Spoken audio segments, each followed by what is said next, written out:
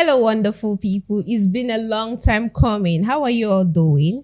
How are you all doing, my besties? I love you from the depths of my heart, and I really want to appreciate you for staying tuned to Serenity TV, for sharing and commenting and sticking with us on our YouTube channel. But please do me a favor, tell a friend about Serenity TV. Tell them what we do here. Tell them that we have discussions that are quite relatable and things that touches you and I personally.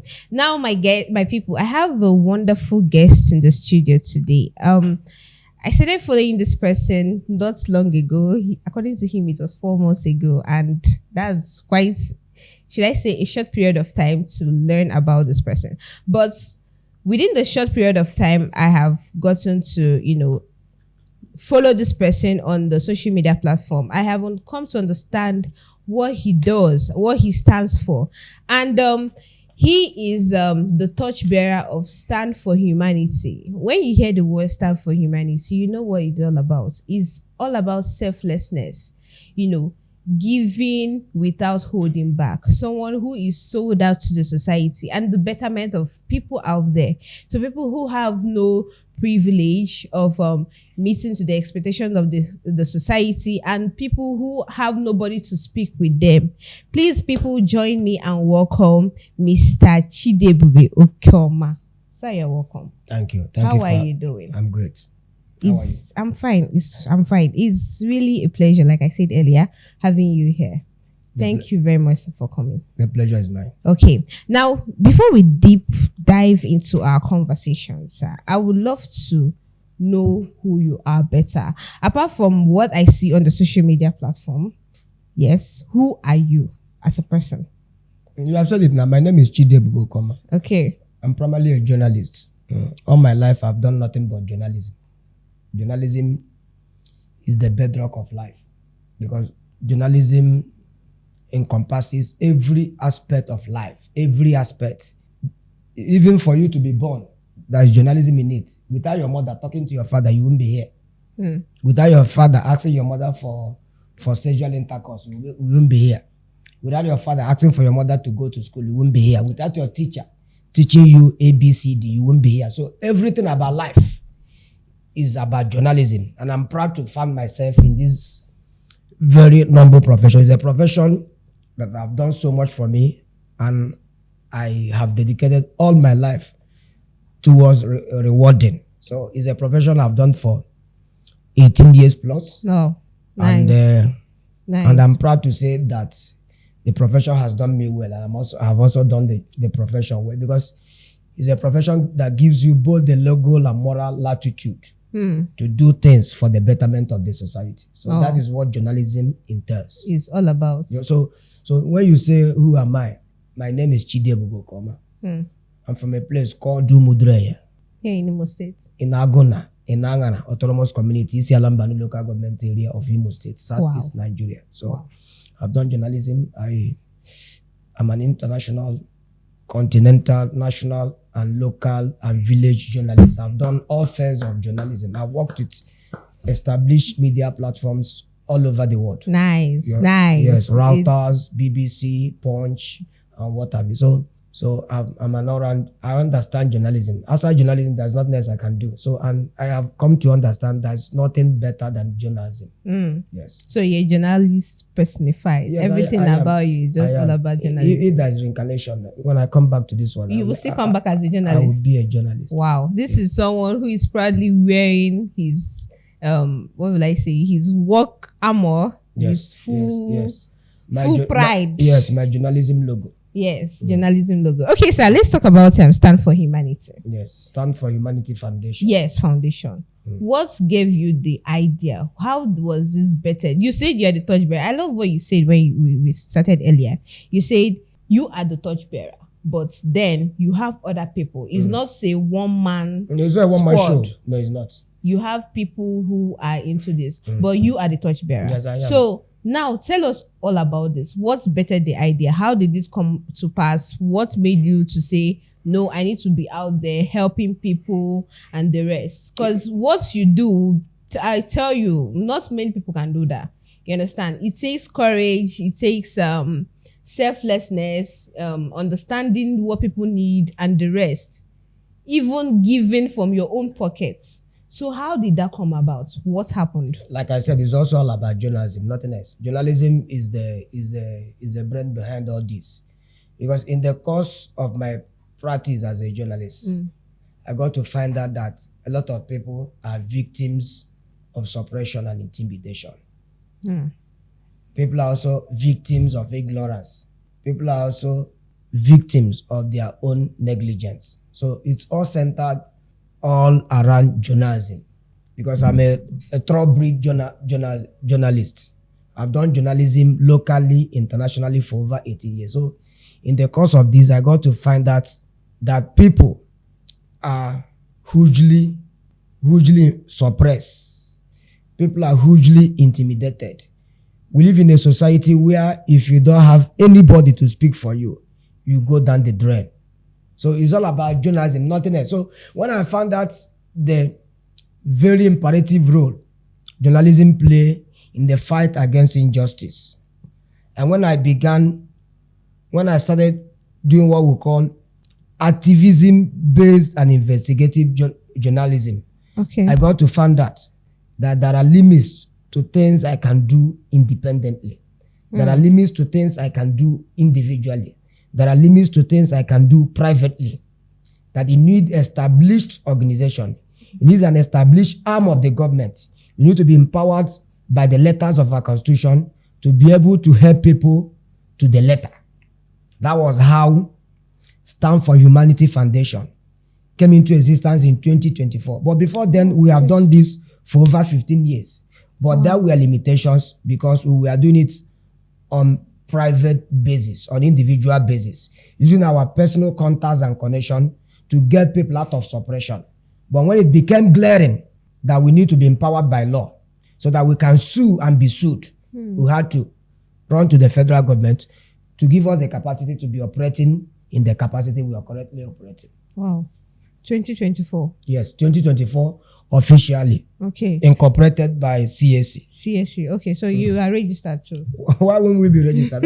No, some people have this organization and they are not registered. No, that's the difference. Like I said earlier, I said I'm a journalist. You should understand what it means to be a journalist. Yes. So being a journalist is not a tea party. Yes. Do you understand? Yes. Not just being a journalist at my own standing, at my own rating, at my own level. So it's not a tea party. So you need to understand that we have come from a very far location. So, yes. So I can't be operating without having the legal armor to operate.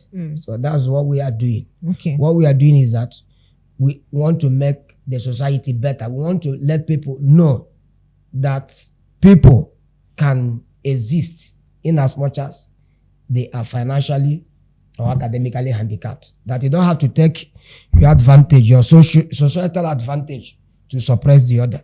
Do you understand? Yes. So there are many both cultural and societal practices which are very unknown to law.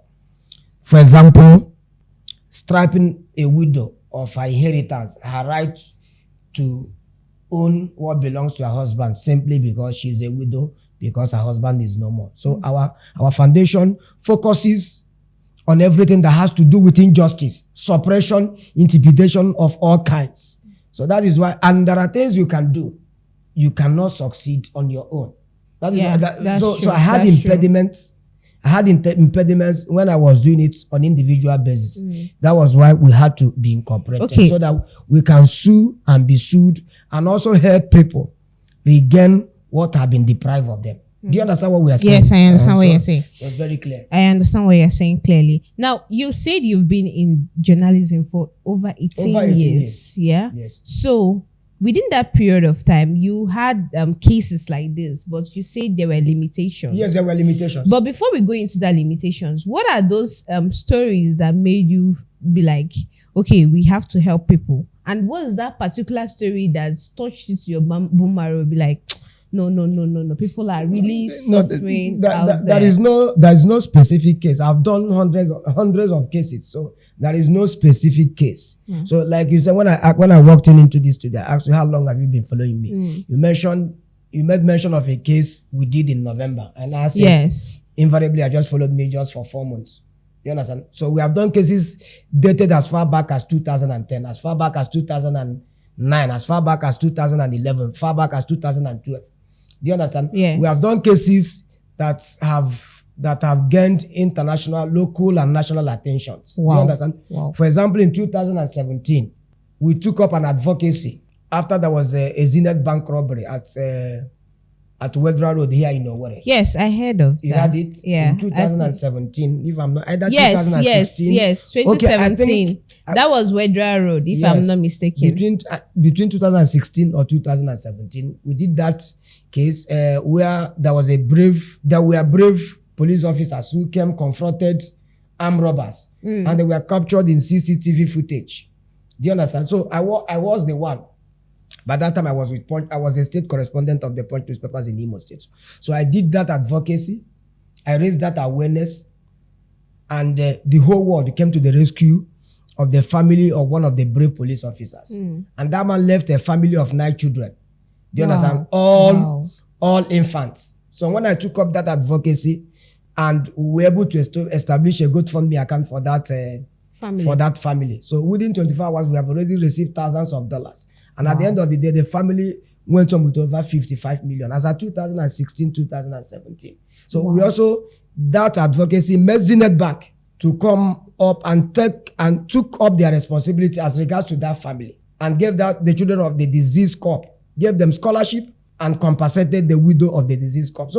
So when you say there's no particular case, because we have done hundreds of cases. So it depends on the one you are talking about, and it depends on how you see it. But anything that has to do with people being suppressed, people being intimidated, people being subjugated, people being deprived of their right because they have nobody to speak for them, yeah. Kindly talk to us, Stand for Humanity Foundation, and we come in realizing the fact that we are not living in a banana republic. No matter how bad this country is, this country still has laws. That is on which premise we are operating from. That no matter how bad Nigeria currently is, no matter how in tatters our country is, that we are not yet a banana republic. Yes. That there are still laws that still protect the dignity of all citizens, no matter their class, status, religion, or tribe. So that is on the premise we are operating from.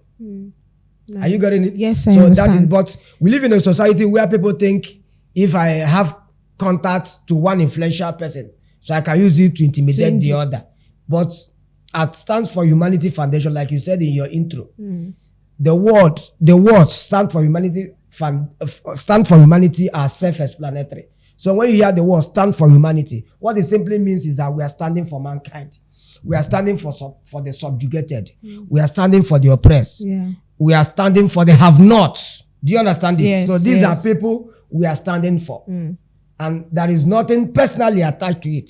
But what is attached to it is that for us who operate on the auspices of Stand for Humanity Foundation, we understand the natural laws. That once you are doing what is upright, that definitely your reward will come. That is on the basis we are operating from. No selfish interest or any of that. Where is the selfishness? Somebody coming from? say, people. That is selfishness. You are correct too. So when I'm believing God to bless me, am I not being selfish? Yeah, so you are. So I'm believing God to bless me as I'm helping people. Yeah. So when you say I am selfish because I want God to bless me, so if that is what you describe as selfishness, so be it. Wow. Nice. Okay, now back to the limitations. What are the limitations you faced during the time you had in journalism? Like you say, you were helping people then, but then you faced some limitations and something withheld you back to the full potential. You understand? So what are those limitations that held you back then? No, nothing but the legal limitation, nothing else. Okay, the legal limitation. That's the only thing. That's just the legal limitation. Apart from legal limitation, that was not, because it's still the same contact. It's still the same person I am, using my contact, using my capacity to help people. So the only limitation I had was just the legal impediment. Do you understand? Yes, yes. Then I couldn't operate as an entity.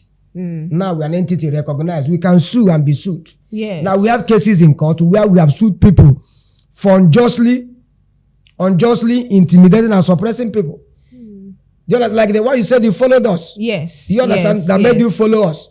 We have a woman who has her own children, 4 of them, 3 girls and a boy, and they are safe in her hands. But she found pleasure in maltreating, subjugating a minor, just a 5-year-old minor. Yes, a 5-year-old. The others are just 5 years.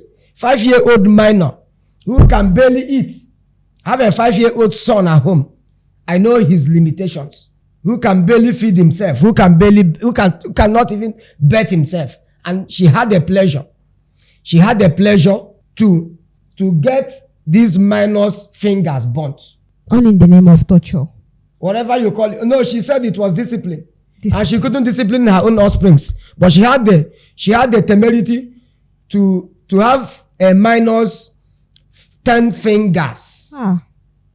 10 fingers, burnt, all peeled off, her skins peeled off, had her private region burnt with candle wax, had other parts of body scalded with hot water, hot oil and what have you. And as we speak, the 5-year-old has lost 3 of her 10 fingers. Really? So when we see cases like this, what do you do? Do you need to go and call the federal government when the law empowers you as an individual, when the law empowers you as a citizen of the country to take action? What did we do? We took action. We took action. First, I took action as a human being using my contact with Imo State Police Command. I then reached out to the then Commissioner of Police. He saw the urgency in it and quickly gave a commissionership order, and everything turned up. And the most important of all these things is that the girl's life was spared in the course of our advocacy. That's the most, in as much as she lost her 3 fingers. But if you had not intervened quickly, the girl would have been dead. Do you understand what I mean? So in the course, the office of the wife of the governor of the state contacted us. The office of the Commissioner for Women Affairs and Social Welfare contacted us. And what have you? And today, I can proudly go to my bed, kneel down while going to bed and say, God save me because I've saved somebody. That is the joy. That is the take home. That is the fulfillment in what we are doing. In as much as we are spending our resources to do this, but the take home, me as a person, is that I can go to my bed, kneel down before my God and say, God bless me for saving somebody who would have died. There's no blessing, both immediate and generational, that is bigger than what we are doing. Wow. Do you understand where our strength is coming from? Yes. Where our strength is coming from is that we have the contacts, we have the intellectual capacity, we have the reach to use what God has given us in the course of journalism practice to help the oppressed, to help the voiceless. That is what, because how journalism is narrowed. Journalism, we are the 4th estate of the realm, though not constitutionally empowered. But by the course of our practice, we have given this very broader responsibility to be a serious watchdog to the society. So for me, that's why I tell all my colleagues, by the virtue of what God has given us, you have to be reaching it for the advantage of the society. Do you understand? And you don't need to say, I don't care. You don't need to say, it doesn't concern me. Let me tell you, every child in the society is your child. It mustn't be biological. Every child in the society is your child. You know, children are vulnerable. So you must use that which God has. Every strength you have in life, even the ability to sit here to interview me, it comes from God. So you must use that which God has given you to help the society. And who are those people that are the most vulnerable? The children are the most vulnerable. They are the most vulnerable in the society. What children go through, no other human being goes through that. Because they don't have the channels to voice out, to speak out. They don't know the contacts to explore. They don't know the mechanisms to use to ensure that they are better off. So what do you do? Once you see a child in need, once you see a child subjugated, the child doesn't need to belong to you.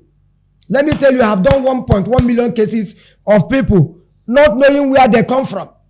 You know what it means for a girl of 23 years to go and get a man impregnate her, and at the end of the day, she's delivered of a bouncing baby boy or baby girl in the hospital, and everybody is calling me to come and pay the hospital bill. Wow. So in that situation, and where is the man that impregnated you? Where is the man that impregnated you? He doesn't care. He has run away. He has denied responsibility. He has declared responsibility. So in that circumstance, if we use it, if we try to analyze the issue from the Lego perspective, nothing concerns me, nothing concerns others. But you must take into cognizance the welfare, the safety, the protection of the child involved. Because in Igbo culture, we say, in as much as the stupidity of the mother has brought this child into this world, we are not going to count on the mother's stupidity to allow the child to die. What do? We come in. We take up the advocacy to make sure that the child is saved. Yeah. By doing crowdfunding to ensure that the hospital or delivery bills are paid. Okay. Accommodation is gotten. Welfare packages were delivered. So if it is not humanity centered, it won't work, because we have seen cases that ordinarily will get you disillusioned. Yeah. We ordinarily will get you discouraged. But when you sit back, there's this thing God calls conscience that He has imputed in every human being. Your conscience will begin to tell you, why will you, because of the sin of the stupidity of the mother or the father, allow this innocent soul to perish, to die? So it's on the basis we are working. And we have come to understand that we are ministers of God. But people refuse to understand that every minister of God must not minister from the pulpit. Yes. People have failed to understand. Yes. They think that the only people called ministers of God are those who are kabashing from the pulpit. Nah, do you understand? For us, we are kabashing from the streets of Wedra, Douglas, Amajek, and what have you, saving souls, all to the glory of God. Yes. When we save souls, we let them understand that on our own, we can do nothing. Severally, we have saved souls, and at the end of the day, we brought them to churches where they came and did thanksgiving to Almighty God. There are a lot of them. Made them to understand that without God, that there is absolutely nothing we can do. Because there are ample examples. There are advocacies you can do. You cannot even get 1 naira from that advocacy, or you get as small as 1,000, 10,000. So, but when you do advocacies and raise up to 5 million for somebody, you should know that there is God hands in it. Is that not true? It's true. So if I can come and say, let's save this person, and people respond and raise up to 5 million for that family, and I will say, let's save this person, people will be ignorant, people will be adamant, and they will raise like 2,000. So in the case of the person of 5 million, don't you know that there is God hand in it? There is. So that is why when we do things like this, we make them to understand that on our own, we can do nothing. But if God sanctions it, that within a twinkle of an eye, that great things will happen. Yes. So in all we do, God is our bedrock. Wow. Thank you very much, sir. Thank you very much. But before we round up, I have this question that have been itching me, right? Now, there are situations whereby you pick up a case, right, and you're running with it. Before I ask this question, do you focus mainly on children? Okay. Now, so now that you pick up cases, let's say domestic violence and the rest, you understand, and you be like, you are running with this case. Along the line, you find out that the person who you are trying to help is not serious about it. It happens, right? More than many of them. So what do you do in this situation? No, we invoke the law. You know, we have our legal department. We have lawyers who work with us. Wow. We have security agents who work with us. What we do is simply to invoke the law. How do you do that, please? Invoking the law simply means going to the law, going to the constitution and find out what the law says about that particular situation. Okay. So whatever the law says, we imply. We apply it immediately without hesitation. You know, people take our enthusiasm for a better society for granted. Yeah, people will take it for granted. So because in the course of this, we spend our personal resources and again from goodwill from very passionate citizens of the world. So when you do these things, the family, okay, for example, you have a rape victim, a minor. Yeah. And then the family thinks, because the suspect's family has approached them and they settled behind you. They promised them they are going to give them so money. They now come out to the court or to the police to say that they want to withdraw the matter. What do we simply invoke the law. We invoke the law because a situation like that makes you an accomplice.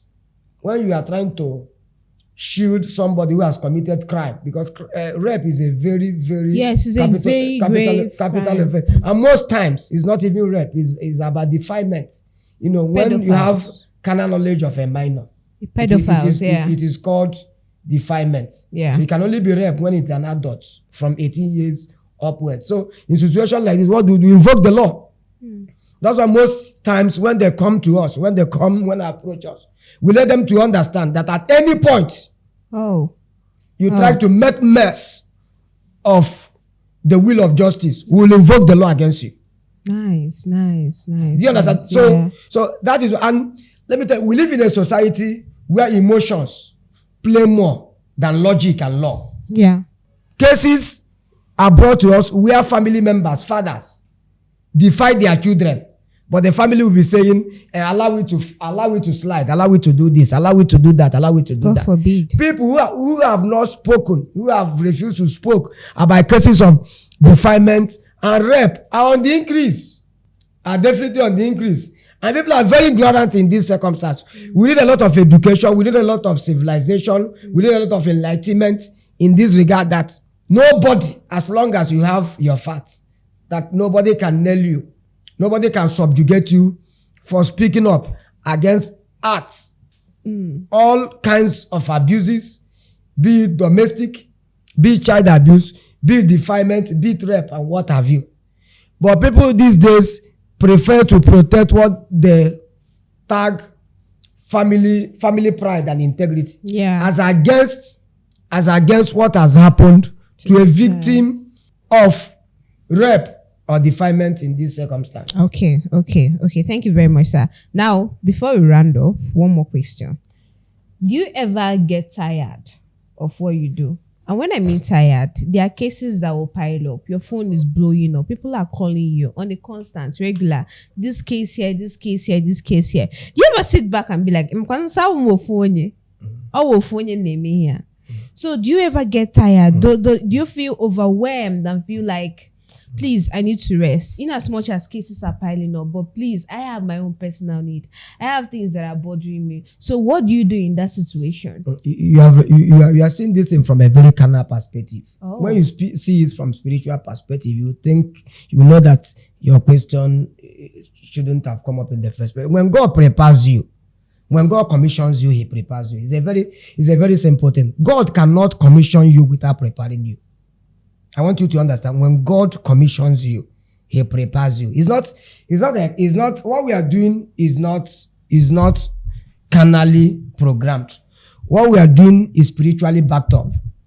You may think it's a joke, but that is the truth. I'm a very sociable person. I do all things my age bracket do. I womanize, I drink, I play. But it doesn't take away the fact that I am spiritually oriented. When God commissions you, he prepares you. And when God prepares you, there are no limitations.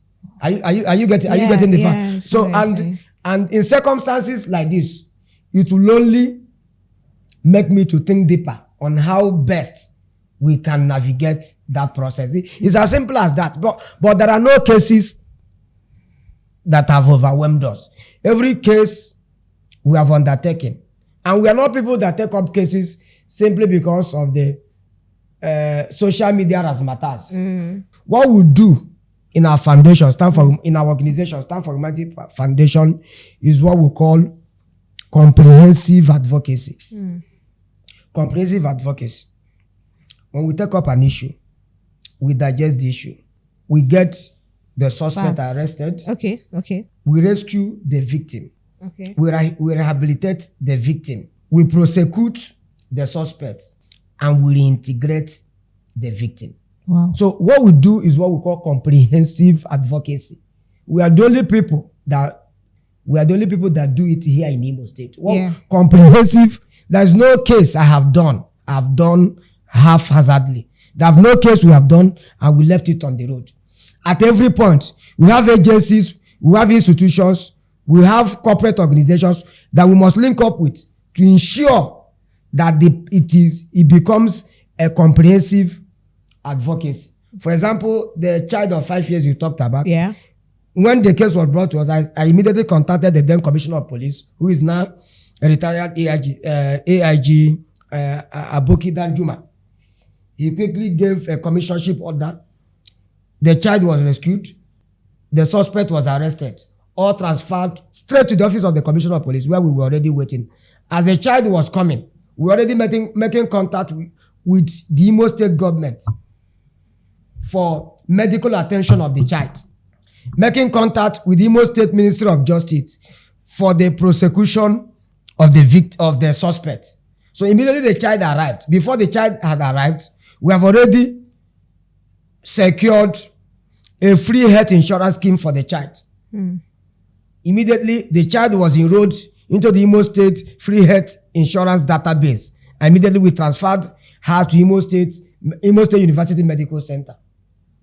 As we were doing that, we quickly contacted the Imo State Ministry of Women Affairs, who quickly contacted the office of the wife of the governor of the state. And immediately, the child was granted free health care, 100%.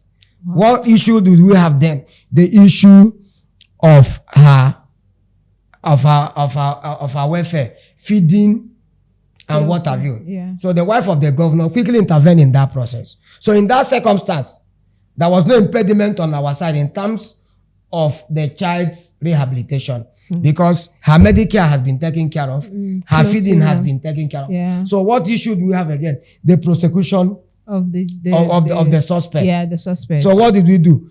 The Commissioner of Police immediately gave an order that the woman should be investigated and be arraigned. And while that was doing, we contacted the Ministry of Justice. Immediately the woman was arraigned because the magistrate court lacked the capacity, lacked the jurisdiction to try that matter, because the court says that sort of case, if found guilty, is tantamount to life imprisonment. Yeah. And the magistrate court does not have the jurisdiction to try such matter. So immediately, she was arraigned and it was fought. The State Ministry of Justice took up the file. I want you to understand the process. I understand. If maybe I was for the social media razzmatazz, yeah. After all, I've arrested the woman, I've rescued the child, so I would have abandoned the case. Yeah. After all, I've made, let's call femme now. It's not femme for me, but for people who do social media, that is femme for them. Yeah. So they will abandon the matter. So we didn't stop at that. We holistically, logically have been following the matter, spending our personal resources, and now the woman is to be arraigned before the state high court for proper arraignment, and trial commences. So that's what we do. What we do is not centered on social media as matters. What we do is centered on the core ethics of the protection of humanity. That's what we are known for, and that is what we have been doing. The records are there. We don't do advocacies for people on the basis because we want to share the goodies with them. We do advocacies because we want this person to be financially stable and set up, so that wherever she is, he or she will still be remembering that there are still good people in the society. In 2025, a woman that was visually impaired, that has been visually impaired out of 25 of her 34 years, reached out to me and said that she was a baker and she needed baking materials to start baking for herself. She said the cost of the baking material was 170,000. But within 24 hours, I was able to raise 2 million for her. Wow. Do you understand? And the woman came with a blank check and said, how much do I need? I said, not that I don't really need money, because that is not the kind of money that I need. Wow. Not that I don't need money. Not that our foundation doesn't need. No, you don't need to clap, because that is the least we have done. We have built houses for people now. In 2020, a girl of 20 years that was hawking bananas at Akwakoma Aziz of Owerri said she was raped. She was raped, and that violent sexual intercourse resulted in pregnancy. And she gave birth to triplets, all boys. Triplets, all boys. So you know what happened? They contacted me What did we do? We did advocacy, and I raised 12 million for her. Opened an account. So when I said all round advocacy, these are the kind of things I do. So that lady had no bank account details. Yeah. So what did I do? I had to open account for her in Zenith Bank and directed all crowdfunding into that account, and it was over 12 million. So when I wanted to take the children home, I found out that if these children were to taken to that kind of environment, that definitely they would die because that place was unconducive. It was a mother's. So I raised another advocacy and said, if these children come here, that they were going to die. That if there are people who were willing to help us build a house for them, that would be fine. Nice. As I was dropping that post, a friend of mine who lives in United Kingdom private chatted me and said he was going to build a bungalow for them within the space of 3 weeks.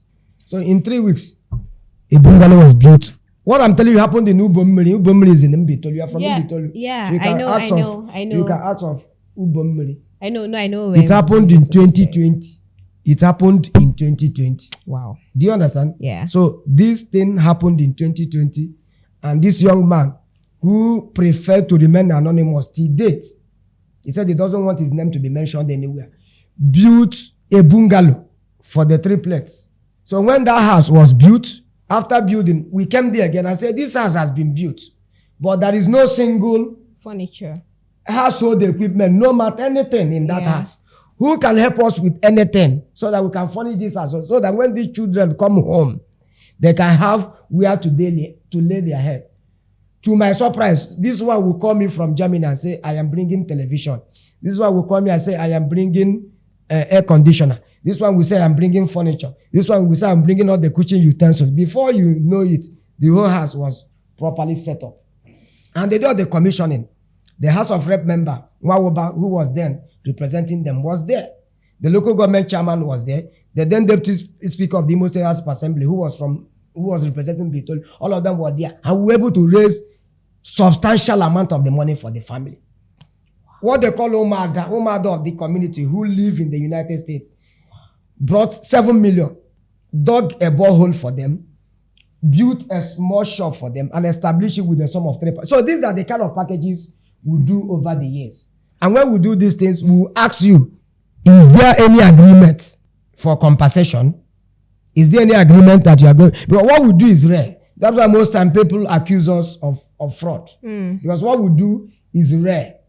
You can't raise millions of naira for people without taking a dime. So the question continues to be, what is your gain? What do you take home? So I have told you what I want to take home is that I want God to bless me. So when God blesses you, you know what it entails. Yeah, the blessings of God, you know what it does, and He has no sorrow in it. And added no sorrow. So that is what we do. That's so wonderful. That's such a wonderful one, sir.